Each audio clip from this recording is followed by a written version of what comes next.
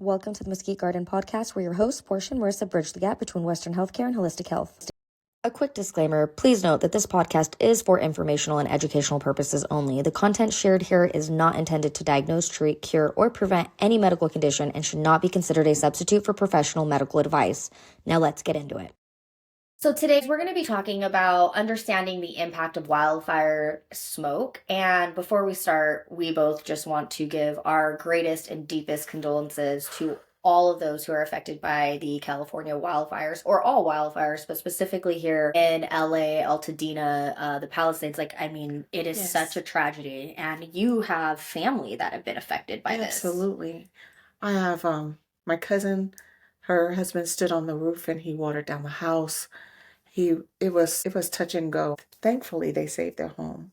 And then I have friends that lost their homes completely, just burned down to the ground. All of our childhood memories, schools, parks, all the things that we visited, all the places that we hung out, all of it's gone. Yeah. All of it's gone. Did they evacuate, or did they? Yes. They did evacuate. They did evacuate. Everyone got out safely. We do know someone that passed away from the smoke inhalation. Mm-hmm. He was out watering down his house and the smoke overcame him. So he's a cousin of one of our closest family friends. I'm so sorry. There's so many people. Yes. I was watching on different social media platforms, like people were in gridlock traffic. They had to get out of their cars. That was horrible. Yes. Did you see they left their cars Yeah. in the middle of the street, and then the bulldozers came and just had to move them out the way so that the fire trucks could get through? Yeah. That was horrible. And, obviously they need to do what they have to do, of course. Right. I'm like, when we talk about insurance, and I know this is not where this podcast is meant to go, but just because we're on this topic and we talk about insurance, of course, we all know, and it's been talked about, more than 70% of the people that live in that area were dropped from insurance. And then there is even, again, this car insurance situation. Is car insurance going to cover the fact that they abandoned their vehicle for safety? Think so. I don't think so either. And I'm like, let me make sure we're covered. We live in fire zone up here. We do. And the winds are kicking back up. Of course. My mom was telling me as I was coming here, she was like, the winds are going to be 70 miles an hour tonight. And I said, we're going to just have to trust and believe that God is going to bless us, that the universe is going to provide for us. Yeah. We can't live in fear. I feel like, especially now, Californian residents, especially those of us who are living in fire areas, fire zone, the high desert, Riverside, LA, all the hills, the mountains, we should, as homeowners, as renters, have to, in order to get insurance, you have to take this course to know what you are supposed to do in order to prevent wildfires from affecting you. Because most of the stuff is preventative. If LA had a lot, again, if it's spontaneous, even if it's a cigarette butt that goes out of a window in a brush fire, if things are not overgrown and people are prepared and know what to do, we don't need to wait for the firefighters. We haven't had rain. We haven't had rain. Well, we did. We had one night of rain. I think it was the night before the fire, or the night of the fire, maybe. Right. We had rain up here, and so I was really surprised when my aunt told me the next morning everything was on fire and they didn't get any rain. No. And I was like, so was the rain that we got because of the clouds and everything that was going down there? What happened? Because I was surprised when we got the rain. But down the hill, they haven't had rain in almost a year. Yeah, that's what my aunt was saying. And I'm like, I had almost 12 inches of rain in my bucket of water that I had put out to see how much rain we were getting. Yes. And so I'm like, we had a foot of rain. That about you. I was like, let me test this water. So, you guys, I really do think that it comes down to educating ourselves. We cannot rely on government. We cannot rely on other people to protect us. And what is power. So how do we protect our lungs? Yeah, so let's talk about that. So some of the things on why wildfires, other than the actual act of fire and what that causes, like you said, the smoke inhalation is an irritant, is inflammatory. Yes. It does reduce the oxygen flow to our organs and other parts of our body. So prolonged exposure, of course, can be fatal. It can cause long-term chronic issues. And of course, there's the acute respiratory issues, which you'll have shortness of breath, coughing, you'll even have singe, the burning that comes Ah, through with yeah, that. And so, people that are more at risk, of course, those with respiratory illnesses, COPD, asthmatics, children, elderly, and mm, really all pre existing conditions can still be right, affected. So, some of the stuff that we're going to talk about today, what are some natural things that you can do? Because even if you weren't directly affected by the fires, that smoke is everywhere. We have our up here in the high desert, we're even affected by the pollution from the fires down there. So, some herbs for respiratory support are going to include, of course, mullein. And mullein is going to be help to you soothe your inflammation, and it also promotes mucus clearance. That is an excellent herb. You can take that as a tea or in a tincture form directly into your mouth or in your tea or drinks. Marshmallow root is another good one, which coats and soothes irritated mucous membranes. Ginger is my great. favorite. Yes, Yes, ginger is great. You can also include the stuff in your meals. It doesn't have to only be what you're drinking. Anything that you're putting into your body through your mouth, through tea, through food, is getting into your bloodstream, and that's the way that it's helping you. Licorice root is great. Thyme and peppermint are always good as well. Peppermint is an excellent herb for yes, congestion. Actually, we use that. I put those in inhalant sticks, and I will inhale that right into either one of my nares, and that will help decongest me almost immediately. It helps with my migraines. It also helps with keeping me alert and yes, energized. So peppermint is amazing. yes. It's really Um, good if you're studying also. yeah, They say if you smell the peppermint and then you study, then when you're getting ready to take your test, you smell the peppermint and you remember. yeah, rosemary is just like that Okay. also. So rosemary and peppermint, I actually have them as a pair in our inhalants because those, like you just said, I mean, who doesn't want these two powerhouses? So Absolutely. yeah. And in addition to those, you guys, like I said, you can take those in tinctures, you can take those in teas. Here at Mesquite Garden, we do have a tincture called Lung Love, and it is available Mm. on the website, and it is all about respiratory health. Yeah, so you can get this tincture on the website. I use this at any first sign of possible respiratory illness. I give it to my kids. So if you guys are interested, go ahead. I'll put a link in the notes below.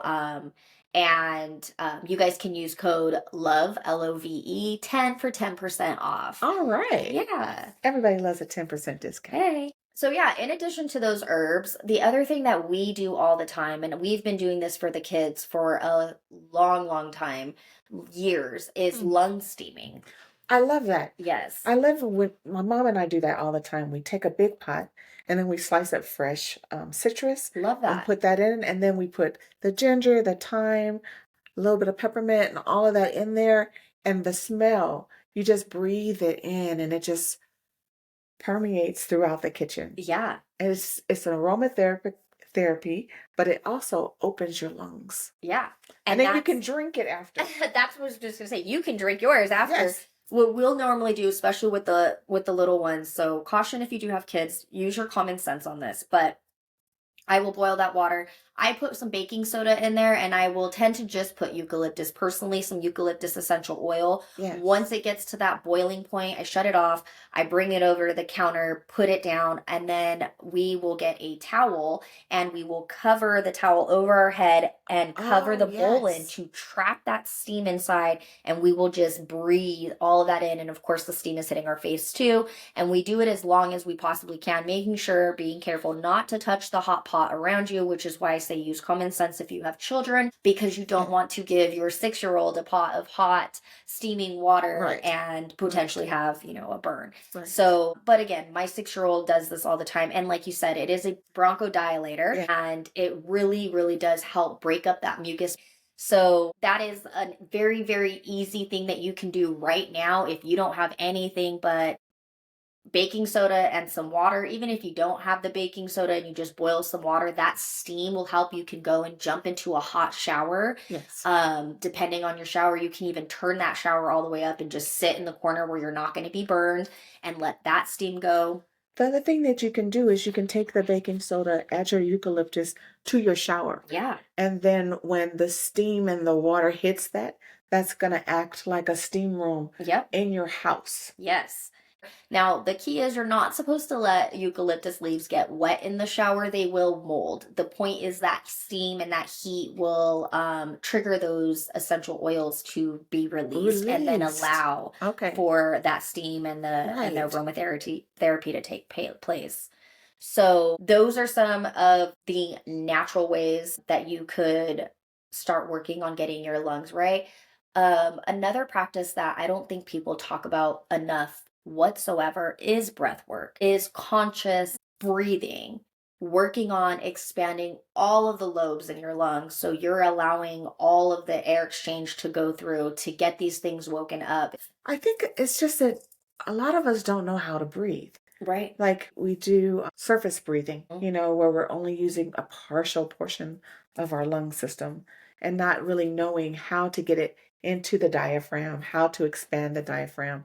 I think when you're singing, you know how to do that. But otherwise, you're like, what do you mean get it down into my abdomen? How do I move the air? Yeah. Yes, I'm not a singer, so you're right. You probably know how to do that from singing.